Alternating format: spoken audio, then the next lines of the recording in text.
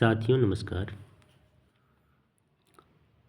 आज हम लोग गुलाम वंश के शासक इल्तुतमिश के जो बाद में जो शासक आए और शासन चलाए हैं उसके बारे में हम लोग देखेंगे कि किस प्रकार का शासन व्यवस्था इन लोगों का रहा, कौन कौन शासक आए। पिछला वीडियो में हम लोग इल्तुतमिश तक ही देखे थे। आज हम इल्तुतमिश के बाद के शासकों के बारे में देखेंगे। इल्तुतमिश के बाद में उसका पुत्र रुकनुद्दीन फिरोज गद्दी पर बैठा, जो अयोग्य शासक था और ये बहुत कम समय तक ही शासन इसका रहा और इस शासन व्यवस्था में इसकी माँ शाह तुर्कान छाई रही, जो इल्तुतमिश की पत्नी थी। इल्तुतमिश की दो पत्नी थी, शाह तुर्कान और एक थी तुर्कान खातून, जो रजिया सुल्तान की माँ थी। तो शाह तुर्कान के अवांछित प्रभाव से जो परेशान हो गए तुर्की अमीरों ने रुकनुद्दीन को हटा दिया और गद्दी पर रजिया को बैठा दिया। अब रजिया सुल्तान इल्तुतमिश की पुत्री थी।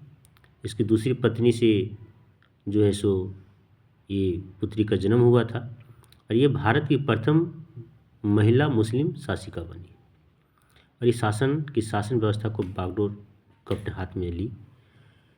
यह इन्होंने जैसे शासन व्यवस्था को लिया, इन्होंने एक पर्दा प्रथा जो होता महिला का, उस सब चीज़ों को हटा दिया और पुरुष की तरह जो है सो चौगा और कुला, जो काबा और टोपी कहते हैं, पहनकर दरबार में खुले मुंह से आने लगी और शासन को व्यवस्था को देखने लगी। अब क्या है कि रजिया ने मलिक जमालुद्दीन अकुत को घोड़े का सरदार नियुक्त किया। जैसे अमीर ये अखुर कहा जाता है इस पद को, घोड़े का सरदार मलिक जमालुद्दीन अकुत को नियुक्त किया इन्होंने। अब जो है सो गैर तुर्कों ने क्या किया, गैर तुर्कों को सामंत बनाने के रजिया के प्रयासों से तुर्की अमीर जो है इनके विरुद्ध हो गए और इन्हें बंदी बना लिया और गद्दी पर मुइजुद्दीन बरामशाह को बैठा दिया गया। अब इनके जो शासन व्यवस्था में जो अधिकारी हुआ करते थे, सामंत हुआ करते थे, इन्होंने तुर्कों को ना लेकर के गैर तुर्कों को बैठा दिया।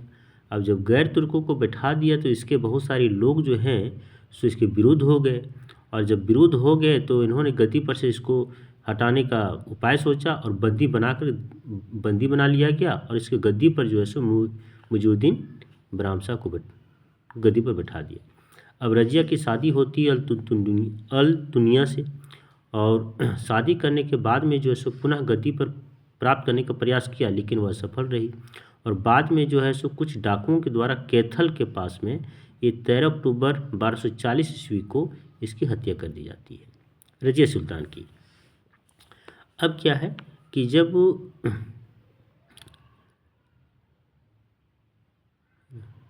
अब हत्या कर दी जाती है, अब बरामशाह को बंदी बनाकर उसकी हत्या मई 1242 ईस्वी में कर दी गई, जो रजिया के बाद में जो गद्दी पर बैठा था बरामशाह, इसको बंदी बना करके इनकी भी हत्या कर दी जाती है। बाद में दिल्ली के सुल्तान पर अलाउद्दीन मसूद शासक बना और अबर क्या होता है कि बलबन जो इल्तुतमिश का एक गुलाम भी था, वह एक षड्यंत्र चलाता है और अलाउद्दीन मसूद को सुल्तान के पद से हटा करके नसरुद्दीन महमूद को सुल्तान बना देता है और इन्होंने इसके माध्यम से शासन व्यवस्था को फिर चलाता है। अब क्या है कि बलबन जो है सो अपनी पुत्री का विवाह नसरुद्दीन महमूद के साथ कर देता है। नसरुद्दीन महमूद ऐसा सुल्तान था जो टोपी सीखकर अपना जीवन निर्वाह करता था। बलबन का वास्तविक नाम बहाउद्दीन था और वह दिल्ली का एक गुलाम, इल्तुतमिश का एक गुलाम था। इन्होंने तुर्कान ये चेहलगानी का विनाश किया था। तुर्कान ये चेहलगानी जो था ये 40 सैनिकों का एक संगठन था, ये जो गुलाम सरदारों के द्वारा इल्तुतमिश के द्वारा बनाया गया था। इसका इन्होंने विनाश कर दिया, इसको ख़त्म कर दिया। अब क्या है कि 1266 ईस्वी में बलबन जो है गयासुद्दीन बलबन के नाम से दिल्ली की गद्दी पर बैठा। अब स्वयं गद्दी पर बैठता है बलबन 1266 में, और मंगोलों के आक्रमण से दिल्ली की रक्षा करने में सफल रहा। और यह मंगोल लोग जो आक्रमण कर रहे थे इसको दबाने में का प्रयास किया और उसमें सफल भी रहा। सीरी नामक एक नया नगर बलबन ने बसाया था। राजदरबार में सिजदा और पैबोस प्रथा की शुरुआत बलबन ने की थी। राजदरबार में जो है सो सिजदा और पैबोस प्रथा चलता था, और ये प्रथा मुगल काल में भी देखा गया है। सिजदा में क्या रहता था कि जैसे ही राजा के दरबार में कोई प्रजा हाजिर होते थे जाते थे तो वैसे ही उसके सामने साष्टांग प्रणाम होता है, मतलब कि बिल्कुल एक झुक करके बिल्कुल लेट करके उसे उसका अभिवादन किया जाता था। और पैबोस जो था इसके तहत में जो है सो राजा का पैर का चुम्बन किया जाता था, या तो उसका जो है सो गद्दी है उसका चुम्बन किया जाता था। तो इस प्रकार की प्रथा जो है सो बलबन ने शुरू की थी। अब क्या है कि बलबन जो सो एक फारसी रीति रिवाज के तहत में नवरोज उत्सव को प्रारंभ किया था अपने दरबार में। कहा जाता है कि अपने बलबन जो है सो एक अपने विरोधियों को, जो इसके शासन व्यवस्था का जो विरोधी था, इसके खिलाफ जो साजिश रचता था, इसको दबाने के लिए इन्होंने रक्त और लोह और रक्त की नीति का पालन किया, मतलब कठोर नीति का पालन किया। मतलब कि अपने विरोधियों को दबाने के लिए हर तरह का प्रयास, हिंसा का तरीका हो चाहे अहिंसा का तरीका हो, मतलब हर तरह का इन्होंने नीति का पालन किया। अपने विरोधियों को इन्होंने ये ख़त्म किया। अब नासिरुद्दीन महमूद ने बलबन को उलुग खां की उपाधि प्रदान की, और बलबन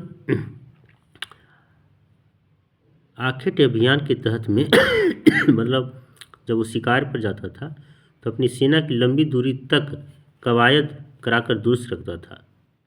कहा जाता है कि वह एक शिकार आखेट अभियान के तहत में अपनी सेना को दूर दूर तक वो जो है सो रखा करता था, जिसे उसे किसी पर भी तरह की कोई सूचना तुरंत मिले और इसके जो विरोधी हैं इनकी शासन व्यवस्था को कमज़ोर न कर सके, हर तरह की सूचना इसको मिलता रहे। तो ये जो है सो अपनी सेना को एक आखेट अभियान के तहत में जो है सो हर तरह चारों तरफ फैला कर रखता था। बलबन के दरबार में फारसी के प्रसिद्ध कवि अमीर खुसरो एवं अमीर हसन रहा करते थे। इसके दरबार में फारसी कवि था अमीर खुसरो और अमीर हसन रहा करते थे। अब गुलाम वंश का अंतिम जो शासक था वो शमूद्दीन क्यामुर्स था। गुलाम वंश का अंतिम शासक शमूद्दीन क्यामुर्स था, और बाद में फिर इसके बाद में इस वंश के बाद में सल्तनत पर जो है सो खिलजी वंश का शासन आता है, जो हम लोग अगला वीडियो में देखेंगे। अब इसमें जो महत्वपूर्ण कुछ प्रश्न इस प्रकार से आते हैं जो परीक्षा में आते हैं, जैसे कि प्रथम महिला मुस्लिम शासिका कौन थी दिल्ली पर जो बैठी थी, तो रजिया सुल्तान है ना। उसके बाद में बलबन किसका जो है सो शासक गुलाम था, इल्तुतमिश का था। रक्त और लोह रक्त की नीति अपने विरोधियों को दबाने किसने किया था, बलबन ने किया था। तो इस प्रकार के प्रश्न जो हैं सो आते हैं इससे, तो ये सब चीज़ों को हम लोग को ध्यान में रखना है। अब अगला वीडियो में हम लोग जो है सो खिलजी वंश के बारे में देखेंगे। धन्यवाद साथियों, इतना ही है।